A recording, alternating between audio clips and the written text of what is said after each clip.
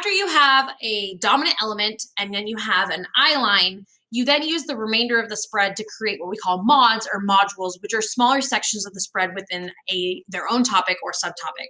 So this is important because we're going to start out first with breaking it down and putting that dominant element on the spread. So let's say this is your spread design. It's got the grid.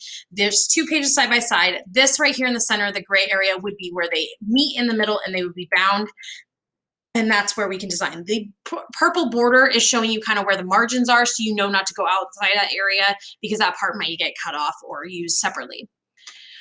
First, you're going to put a dominant element in. It's going to be 2 to 3 times larger than anything else on the spread. Your dominant element can cross the gutter, but what's very important about the gutter in the center is that you don't put any subjects or words or anything in there because we could lose it in the binding. So you can use a dominant element that will cross the gutter. But the second that you do that dominant element, you then have created either an eyeline on the top, the bottom, or diagonally. And so you need to figure out where that eyeline is and then utilize that eyeline to then create literally a blank line across your spread. You can then begin to break your spread down into more sections, knowing like I'm going to have my dominant element. I'm probably going to have my headline and story near that dominant element so that way they go together. And then maybe I'll have some pictures over here with some more information.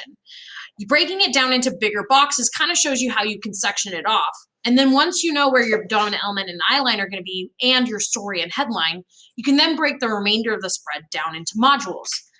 And so after you have these elements in here, you can then take them and break them down even further, adding more photos, more text, more captions, leading to what your spread is going to look like. This is important because you're going to have to start designing spreads and talking about what is your main story going to be about or your main topic. What is your modules going to be about? What are those subtopics that you can cover? And it's going to turn out looking like this in the end, where you have all these captions and text and headlines and photos and tags, but it's going to start out really simple all the way back at just placing your dominant element. So it's really important when we look at spreads, I'm going to be looking first for a dominant element, second an eyeline, and third for your headline and your feature story or feature section. Then after that point, I'm looking for modules. And can I, as the reader, travel across your spread and understand how it's supposed to be organized so that I can see every single piece on here, but know where to start.